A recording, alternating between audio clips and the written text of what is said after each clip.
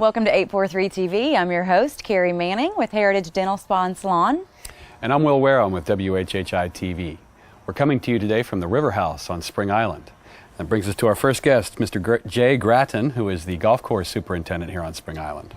And our second guest is Mr. Dan Dubrow. He is the GM and COO here on Spring Island. And our final guest is John Strada, who is the broker in charge for Spring Island Realty. So stick around for more 843 TV. Where communities come to speak.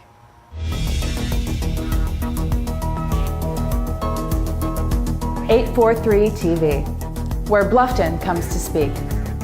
Where Spring Island comes to speak. Where Hilton Head Island comes to speak. Where Beaufort comes to speak.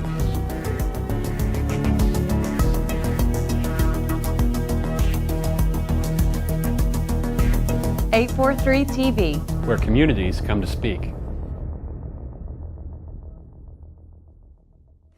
Welcome to 843 TV. We're now joined by Jay Gratton, who is the golf course superintendent here on Spring Island. Jay, thank you very much for joining us today. I appreciate you having me. Absolutely. So we've had the opportunity to take a look at the golf course. It's the old Tabby Links, right? That's correct.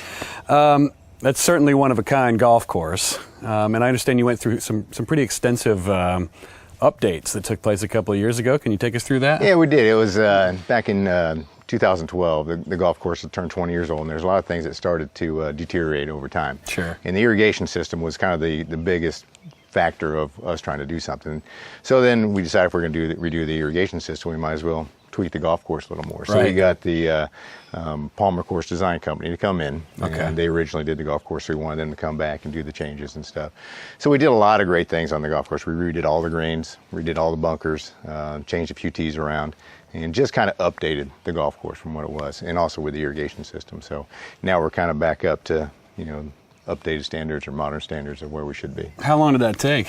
It took about 7 months to complete. Okay. And from the time we shut it down by the time we opened back up. So it was a long summer. Well, absolutely. And I mean, golf is an important part of residents' life down here in the Lowcountry, isn't it? It is. It's a very important part, and I think that's one of the main reasons people come down here, obviously, for not just golf course on Spring Island, but it's a main concern for them. Absolutely. Jay, the nature component's a really important part of the community. It's also an important part of the golf course, I understand. And I understand there's a lot of native plants on the golf course. Can you tell us about it? Yeah, it is. We try to blend the golf course in with nature. So it's a walk in the park almost, a walk through nature with the golf course. When we did the redo in 2012, we took out over 20 acres of turf. And when we took out that 20 acres of turf, we changed all that turf into native plants, a lot of sandy areas, a lot of native different, just trying to get, just trying to help things kind of blend a little better than we did before. So it kind of made that, so with all these native plants and stuff, it just kind of makes it more looking, here on the coast, more beachy looking, more linksy looking and stuff. So that's what the biggest part of it was. Cool. Well, that to me is just one of the great things about the course, is especially all the sandy waste areas. And you were telling me that you actually go around and collect seeds from native plants and propagate them and everything. Yeah, it's kind of the thing that once the guys figured out they weren't weeds anymore, and that they were native plants, we go around and did collect a lot of seeds and plant them out and just try to see if we can grow them on our own, and we've been very successful.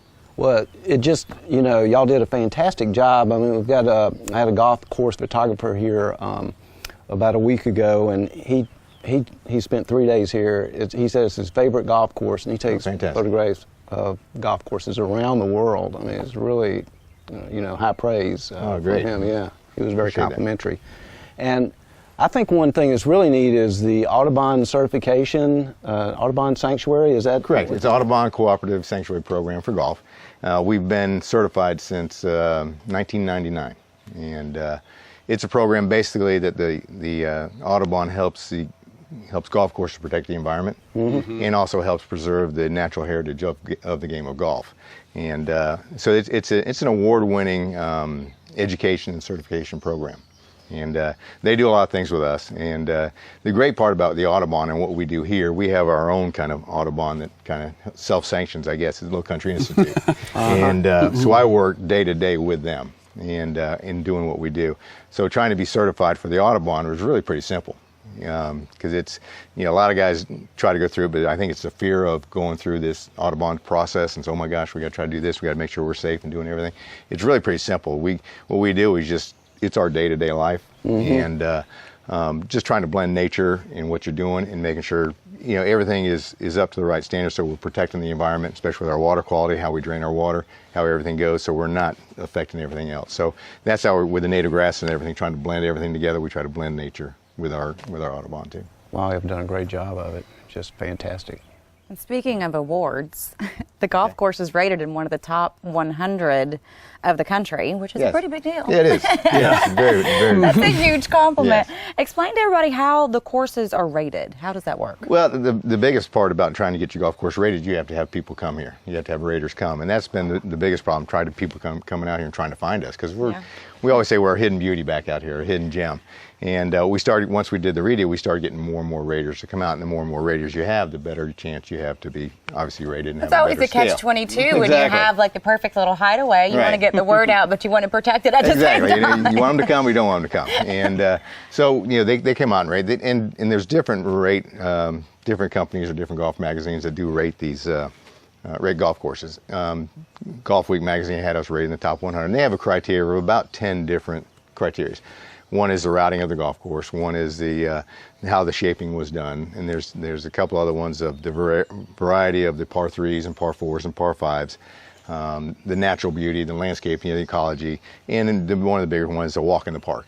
And I think it really is. I mean, I'm not a golfer. My husband's a huge golfer, but that's a golf course that if you're not a golfer, you could still just ride on the golf cart and totally enjoy the view from every ounce of it. Yeah, there's a lot of people that say, well, these guys are playing slow up there, but they're just enjoying the day. They're just relaxing. Why wouldn't they? And there's a lot of people that do out there, and they have their fishing poles on the back, so they'll play a few holes and they'll stop and they'll fish. Oh, and nice. some things. Yeah, so it's just really a fun thing. So that's kind of where they go. So the whole process of rating, people just got to come see it and look at it and stuff. And when they do, they kind of fall in love with it. Well, I mean, what's not to fall in love with? It's true. It's very true. I was so excited when they said we're coming back out to Spring Island. I was like, I'll be there. Well, speaking of how tough it is, do you have a favorite hole? Yeah, good question. I think that 17 is our kind of our traditional signature hole and stuff. So I'm gonna go with hole number 11, and I think hole number 11 has two sets of tees, so there's two different angles, and so you get two different views from whatever set of tees, from the right side or left side, and it's totally completely different. During the redo and the change, we really changed that one hole the most. I think that was the most drastic change and stuff. And there's a lot of bunkering, the shaping, everything, the shadows and stuff at night or early in the morning and stuff really sets that one off. So I think that's my favorite one. All right, Jay. Well, thank you so much for being with us today. Thank you. Make sure that you get information and come out and check out the golf course. And make sure you come right back for more 843 TV.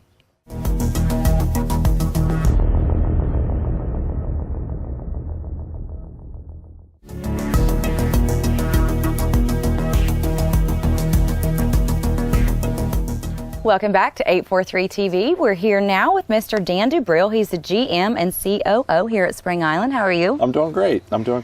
So you're kind of new.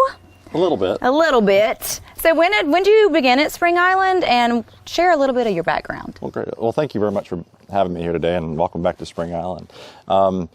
I've been here since mid-March, and it was actually a dream come true for me. I worked on Hilton Head for about 6 years, back from 2000 2006 as the general manager at Country Club of Hilton Head. And I've been in the club business my entire life. I grew up at a club in Northern Virginia. My mom was a membership director. My dad was president of the club. And I've been involved and around clubs my entire life, washing dishes when I was 13. I like to say I'm just a glorified bartender. But You've worked your way up the ranks, obviously. I kind of worked my way up the ranks. I love what I do. I have a real passion for what I do. And I think that's why I think I've been successful. But I spent a couple of years at Virginia Tech. I was going to go in the military. That didn't work out. That wasn't really for me. Too many rules. And so I finished up at Appalachia State on my own and put myself back through school. Got married, have 3 children, 25, 19, and 18. And I just love what I do. And when the opportunity to come to Spring Island came on, I just couldn't pass it up. Of all the beautiful communities down here in the Low Country, this is the only one that's ever stood out to me. And so I couldn't pass up the opportunity, and it worked out great. Well, I can understand why you didn't want to pass it up. It'd be hard to. In the 3 months you've been here, Dan, what struck you most about Spring Island, or what have you enjoyed most about? You know, it's really learning something new every day. You know, this isn't your typical country club community. It's so unique and so diverse, and I can literally walk out the door and discover something. And it is literally not a treasure hunt because it's in front of you. You just have to recognize it. Yeah. And, but it's really remarkable, and the team here is just absolutely spectacular. There's so much tenure that goes back to, you know, the 80s and 90s, well before Spring Island was really Spring Island. And the tenure, just imagine the service staff is, you know, well over 100 years. And in the hospitality business, to say that, it says something about a community. Yeah. Yeah, Dan, we all know that Spring Island has world-class amenities, and its natural beauty is unmatched out here. What do you think the biggest asset is out here? Well, in any community, it has to be the staff, the team, the leadership team. The leadership team here is absolutely remarkable. One of the reasons I took this position was because of the team. I had an opportunity to sit down with them for an hour and a half and just talk about where they are and where they're going and what their passion was.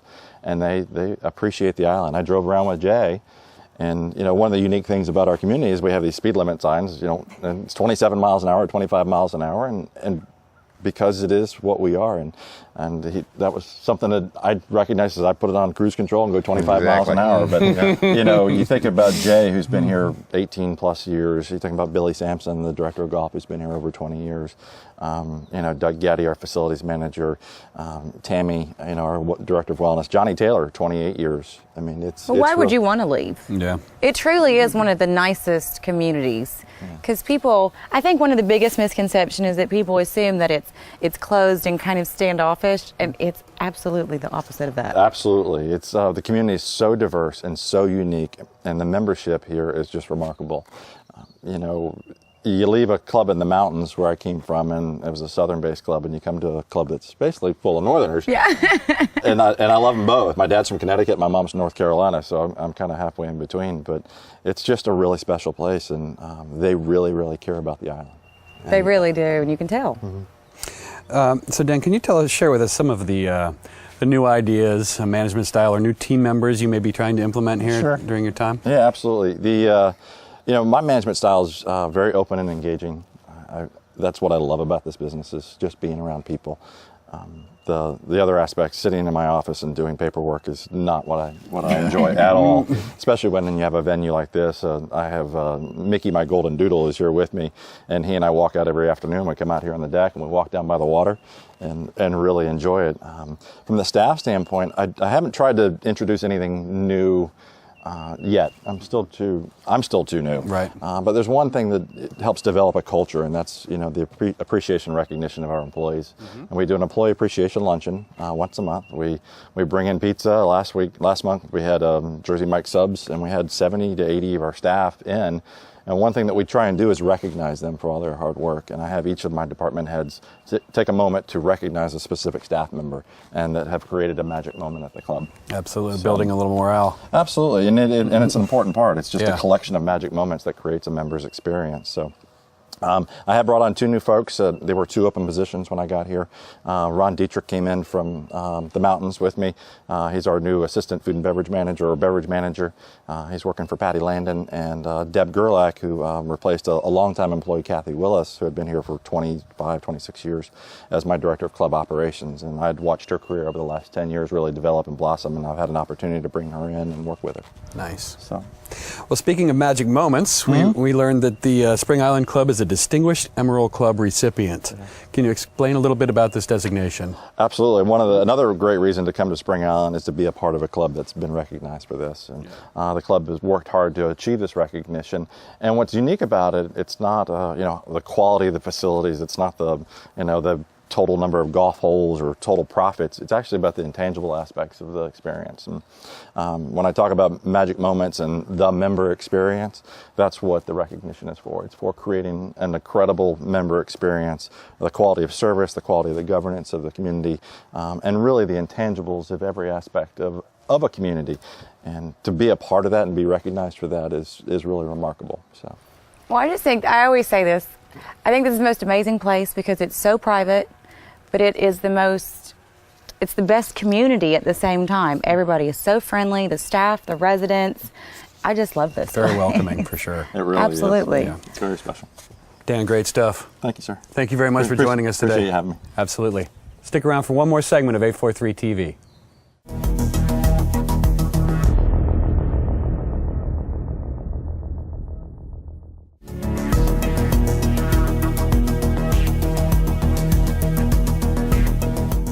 Welcome back to 843 TV. We're now joined by John Strada, broker in charge for Spring Island Realty. Thank you very much for joining us today, John. Thanks for having me. Absolutely. So I understand that you've got several cottages on the island and have recently branded them as the Cottage Collection on Spring Island. Yeah, you know, one of the things is everybody says, well, Spring Island's different. Yeah. And one of the things that's different about Spring Island is the cottages that we have. And a lot of people had a hard time understanding exactly what that meant. So when this place first started, it was a quail hunting preserve, and we divvied it up into large lots, and we have these nature curtains surrounding each home site. So one person can't see what the other person has done, and from the road you can't see homes. So then a lot of people said, well, as a second home, I've always wanted just a little cottage, just a cute little adorable cottage. Yeah. And so Historical Concepts in Atlanta in particular started designing cottages for a lot of people and putting these little jewel boxes out there. And they're on marsh lots, golf lots, lake lots. I mean, they're everywhere here because people say, well, I want to start small, get used to it, and that may work forever, or we'll always have room to build a larger house. Because we encourage people to break down the mass of their house. We don't like big square square houses. So so we have a lot of those. So what we've done is, and they're less money because they're smaller. And so we've just branded it the Cottage Collection at Spring Island. Very cool. And well, it really is because we have them that I'll take architects around and show them different places, and generally they'll go to the little cottages and it's hard to pull them out. Because you just want to grab a blanket and cozy up and sit there. They're the cutest little things. That's it. They're homely and they have an amazing view. Yes, exactly. I would stay there, obviously. So we started doing that, and we've had 3 sales of cottages just in the past 6 weeks. I think it's a little less intimidating too, you know, for someone, because coming in and doing a big, huge home, especially if they're not living here yet, and that's another kind of way for them to put your toe in the water. Yeah. That's right, put your toe in the water. I love it. Yeah. So now, do you have any specific examples of cottages that are currently available for sale? Yes. One, Bird Patch, 15 Bird Patch. I love this little house. It's an architect designed it, lives in it, the same architect, and it's when he built it, it was a LEED certified, a platinum certified home, which means that he used recycled materials, environmentally sensitive. The utility bill for this home is $1,000 for the entire year. Whoa. Wow. I know, yeah. It's like, whoa. And he's a sailing enthusiast, so it's just 1,700 square feet, 2 bedrooms, 2 baths, but it's like being in a sailboat. Every space is, he's got little bunks here with drawers underneath. It's just really neat. Reclaimed large old oak wood floors, beams that are reclaimed out of textile mills. And it's just an adorable cottage. There's plenty of room for a 3,000 square foot house and a garage with a place over it. So he lives there full time. It worked out great for him. Somebody can buy that, get used to the place, and maybe build a bigger home if their family is growing and they want to do that. So or be totally comfy in their little 1,700 square feet. I know. It's just fantastic. And then I have another one at 25 Little Neck Crossing, yes. And Historical Concepts designed that. Once again, large reclaimed boards, 2 bedrooms, 2 baths, nice modern kitchen, outdoor fire pit, grill, on a pond, walking distance to the stables, to Walker Landing here and all that. And that's a fantastic place. And that one's $499 and the other's $599. They're great prices and great introductions to Spring It's a great Island. starter space. Yeah, it is. So in addition to the Cottage Collection, some of the best deep water property really in the low country, honestly. Yeah. There's different living options and some home sites where the new owner can actually start from scratch for those who want to go ahead and jump in. Right. We have really, you consider where Spring Island's located, and like right behind us, we have some docks here, community docks and some private docks back here.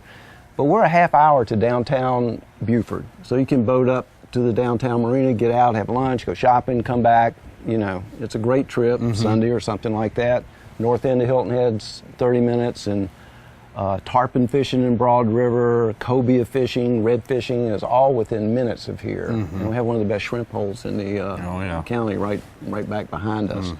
So it's great for deep water when you have your boat out here. And I've got 1-bedroom cottage, cute little cottage right on the Colleton River with a private dock that's less than $700,000.